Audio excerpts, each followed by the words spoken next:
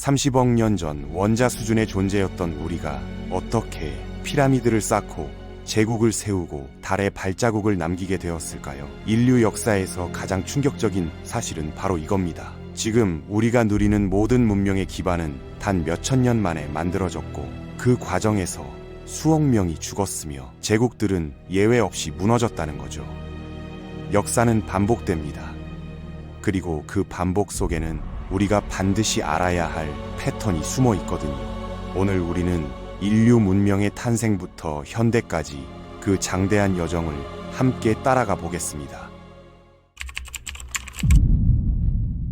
약 600만 년 전 최초의 인류 조상이 아프리카 대륙에서 등장했습니다. 190만 년 전에는 호모 에렉투스가 아프리카를 떠나 세계 곳곳으로 퍼져나가기 시작했는데요. 이들은 이전 조상들보다 훨씬 큰 뇌를 가지고 있었죠. 40만 년 전쯤에는 네안데르탈인이 나타났는데 이들의 신체는 유럽과 서아시아의 추운 환경에 완벽하게 적응해 있었고 그들의 얼굴 생김새는 그때까지 나타난 종 중에서 가장 인간과 비슷했습니다. 그리고 마침내 우리 호모 사피엔스가 등장했는데 호모 속에서 유일하게 살아남은 종이 바로 우리거든요. 다른 모든 인류종은 멸종했지만 우리만 살아남아 지구를 지배하게 된 겁니다. 기원전 4000년경 티그리스 강과 유프라테스 강 사이에 위치한 메소포타미아 지역에서 수메르 문명이 꽃피기 시작했습니다. 우르크라는 도시가 대표적이었는데요. 이곳 사람들은 사냥과 채집에 의존하던 과거와 달리 밀과 보리 같은 곡물을 재배하는 방법을 터득했죠. 물론 곡물을 식량으로 만드는 과정은 정말 힘들었습니다. 2개의 돌로 이루어진 맷돌로 곡물을 갈아야 했고 그렇게 얻은 밀가루를 저장해서 사용했거든요. 이것이 바로 농업혁명의 시작이었고 인류는 더 이상 동물을 쫓거나 열매를 따며 떠돌아다닐 필요가 없어졌습니다. 한 곳에 정착해서 살 수 있게 된 거죠. 농업 덕분에 우르크는 5만 명이 넘는 거주민이 사는 거대 도시로 성장했는데요. 흥미로운 건 이 변화가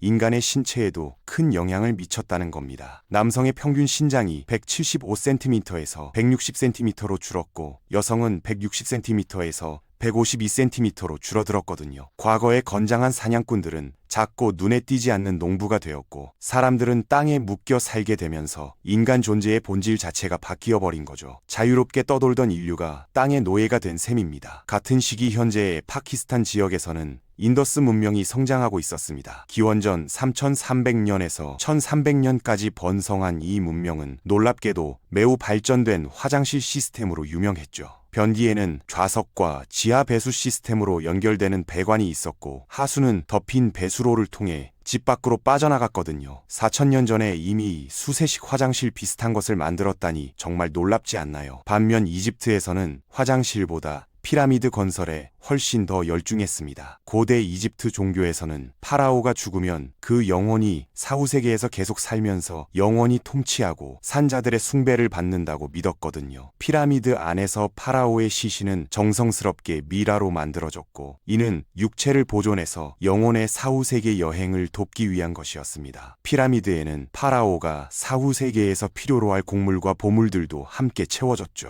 모든 파라오는 자신의 불멸을 보장받고 싶어 했고 사후세계에서 성공하기를 원했으며 영원히 숭배받기를 바랐습니다. 그래서 피라미드 건설은 파라오들에게 최우선 과제였던 거죠. 파라오 조세르가 기원전 2667년에서 2648년 사이에 사카라의 계단식 피라미드를 세웠고 스네페루는 굽은 피라미드와 붉은 피라미드 등 여러 피라미드를 건설했습니다. 그리고 쿠프 파라오가 20년에 걸친 대역사 끝에 세계가 오늘날까지도 경탄하는 기자의 대피라미드를 완성했죠. 이 거대한 건축물은 수천 년이 지난 지금도 우뚝 서서 인류의 위대함을 증명하고 있습니다. 이집트 사회는 완벽한 피라미드 구조였습니다. 기자의 대피라미드처럼 아래는 넓고 위는 좁은 형태였죠. 맨 아래에는 농노와 노예들이 있었고 이들은 모든 육체 노동을 담당했습니다. 땅에서 일하며 하루하루 농사를 지어 이집트 전체를 위한 식량을 생산했고 농사철이 아닐 때는 파라오의 대규모 건설 프로젝트 피라미드 건설에 동원되었죠. 그 위에는 장인들과 상인들이 있었고 그 위에는 서기관들과 군인들이 있었습니다. 거의 정점에는 재상과 사제와 귀족 같은 관료들이 있었고 맨 꼭대기에는 신과 인간 사이의 중재자인 파라오가 있었습니다. 기원전 1772년경 메소포타미아로 돌아가면 바빌로니아의 함무라비 왕이 오늘날 법체계의 기초를 만들었습니다. 함무라비는 높이 약 2m에 너비 약 60cm의 돌기둥을 만들도록 명령했고 거기에는 왕국의 모든 시민이 따라야 할 282개의 법률이 새겨졌죠. 예를 들어 누군가를 살인죄로 고발했지만 증명하지 못하면 고발자가 처형당한다는 내용이 있었고 남의 눈을 멀게 하면 자신의 눈도 멀게 된다는 유명한 눈에는 눈 이에는 이 원칙도 여기서 나왔습니다. 고대 바빌론에는 평등이라는 환상이 없었죠. 귀족의 뼈가 평민의 뼈보다 가치 있고 평민의 뼈는 노예의 뼈보다 가치 있다는 게 분명했거든요. 이런 계급적 사고방식은 역사 전체에서 계속 반복해서 나타납니다. 중국에서는 기원전 2100년경 최초의 왕조가 시작되었습니다. 전설에 따르면 황하가 범람해서 모든 작물을 파괴하고 대기근과 고통을 가져왔다고 합니다. 하지만 우라는 인물이 등장해서 황하를 따라다니며 해결책을 찾았고 제방과 둑을 쌓아 물기를 조절하는 방법을 알아냈죠. 13년간의 노력 끝에 홍수는 더 이상 그 땅을 황폐하게 할 수 없었고 백성들은 기뻐하며 우를 구세주로 추앙했습니다. 이것이 바로 중국 최초의 왕조인 하 왕조의 시작이었죠. 권력은 능력에 따라야 한다는 생각, 그리고 절대 권력을 가질 자격이 있는 자가 그 권력을 가져야 한다는 이념이 생겨났고 이 사상은 이후 수천 년간 중국을 형성하게 됩니다. 기원전 1046년에서 256년까지 주 왕조는 천명 사상을 믿었습니다. 하늘이 황제에게 통치권을 부여한다는 것, 그리고 하늘은 하나뿐이므로 어느 때나 황제도 한 명뿐이라는 것, 또한 황제의 덕이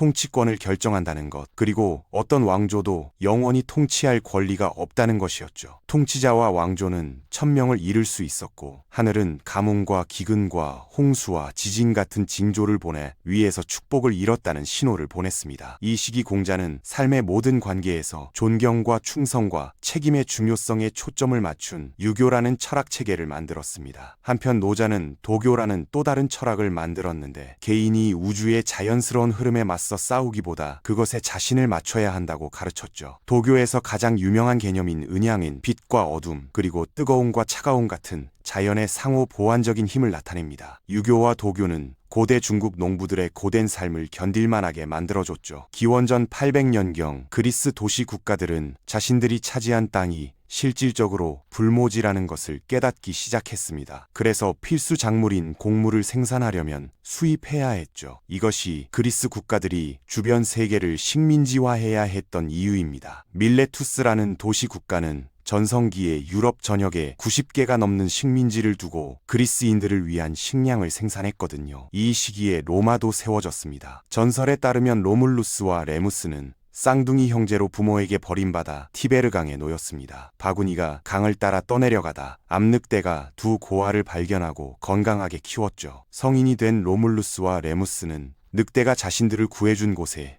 도시를 세우기로 했습니다. 하지만 두 형제 모두 도시에 자신의 이름을 붙이고 싶어 했고 치열한 싸움 끝에 로물루스가 레무스를 죽이고 기원전 753년에 로마를 세웠죠. 페르시아에서는 키루스 대왕이 등장했습니다. 전설에 따르면 외조부 아스티아게스 왕이 어린 손자가 언젠가 자신에게 반란을 일으킬 거라는 꿈을 꿨죠. 왕은 아기를 죽이라고 명령했지만 아기는 살아남았습니다. 키루스가 성인이 되자 군대를 모아 외조부에게 반란을 일으켰고 예언대로 기원전 550년에 아스티아게스가 항복했죠. 키루스는 바빌론을 정복하고 메소포타미아까지 최고 통치자가 되어 위대한 페르시아 제국을 세웠습니다. 그의 후계자 다리우스는 그리스 정복을 노렸습니다. 기원전 490년에 다리우스와 2만 명의 병사가 아테네에서 42.2km 떨어진 마라톤에 도착했죠. 아테네인들은 10,000명의 병사로 수적으로 크게 열세였지만 강력한 그리스 중장보병들이 약한 페르시아 보병을 격파했습니다. 페르시아군이 퇴각하자 페이디피데스라는 아테네 전령이 마라톤에서 아테네까지 42.2km를 달려 승전 소식을 전했죠. 이것이 마라톤의 기원입니다. 다리우스의 아들 크세르크세스는 복수를 원했습니다. 기원전 480년에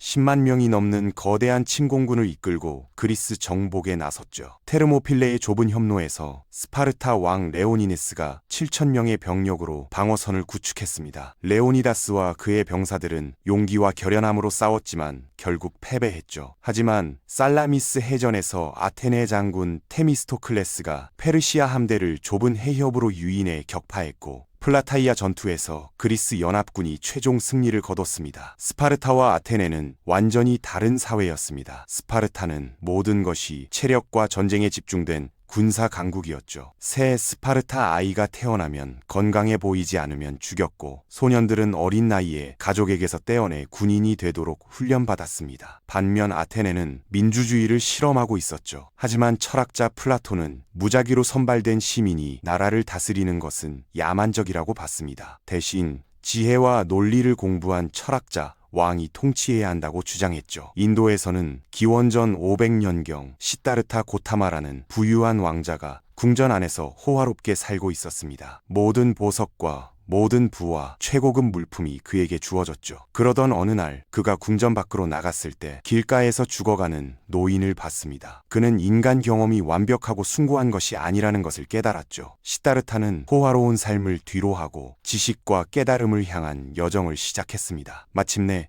6년간의 탐구 끝에 무화과나무 아래에 앉아 깨달음을 얻었고 붓다, 즉 깨달은 자로 알려지게 되었죠. 기원전 356년 마케도니아에서 역사상 가장 위대한 정복자가 태어났습니다. 알렉산드로스 대왕은 논리학의 아버지로 알려진 아리스토텔레스에게 교육받았죠. 20살에 아버지가 암살당한 후 왕이 된 그는 세계 정복에 나섰습니다.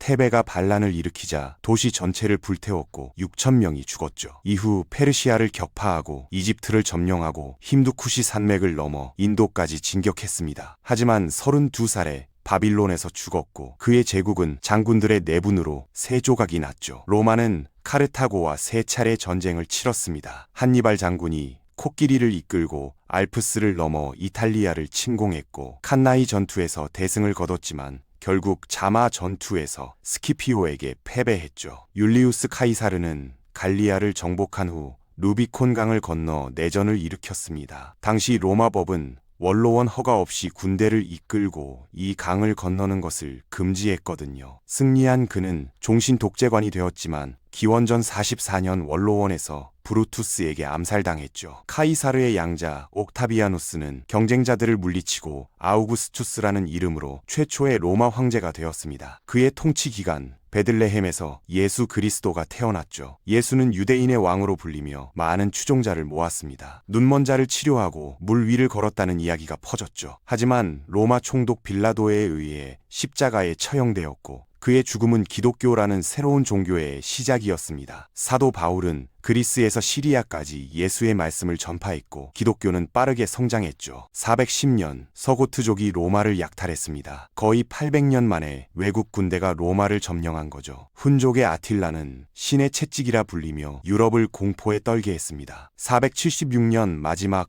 서로마 황제가 폐위되면서 서로마 제국은 끝났죠. 610년 메카에서 무함마드가 동굴에서 명상하던 중 천사 가브리엘로부터 신의 말씀을 받았습니다. 처음에는 조롱당했지만 결국 아라비아 반도를 통일했고 그의 사후 칼리프들은 시리아와 이집트와 페르시아를 정복했죠. 732년 투르 전투에서 프랑크족의 카를 마르텔이 아랍군을 물리쳐 이슬람의 유럽 확장을 막았습니다. 800년 성탄절에 교황이 샤를마뉴를 신성 로마 황제로 선언했습니다. 하지만 그가 죽자 제국은 세 조각으로 나뉘었고 바이킹들이 유럽을 약탈하기 시작했죠. 이 혼란 속에서 봉건제가 자리 잡았습니다. 1095년 교황이 성지 해방을 촉구했고 1099년 십자군이 예루살렘을 정복했습니다. 하지만 1187년 살라딘이 예루살렘을 탈환했죠. 1200년대 칭기즈칸이 몽골 부족을 통일하고 역사상 가장 제국을 세웠습니다. 1340년대 흑사병이 유럽 인구의 3분의 1을 죽였죠. 1453년 오스만이 콘스탄티노플을 함락시켜 비잔티움 제국이 끝났습니다. 1492년 콜럼버스가 아메리카에 도착했고 1517년 루터가 종교개혁을 시작했죠. 역사는 반복됩니다. 인간은 결국 죽음을 향해 가고 제국은 언제나 흥했다가 쇠합니다. 대중은 늘 안전을 좇아 움직이고 권력은 한 곳에 모였다가 부패하며 무너집니다. 수메르에서 로마까지, 몽골에서 오스만까지 모든 제국은 이 흐름을 벗어나지 못했습니다. 그러나 붕괴는 끝이 아니었습니다. 폐허 위에서는 언제나 새로운 문명이 태어났고 인류는 그 잔해를 딛고 다시 앞으로 나아갔습니다. 역사는 그렇게 이어져 왔습니다. 그리고 앞으로의 이야기는 지금 이 순간에도 우리가 함께 써나갈 것입니다.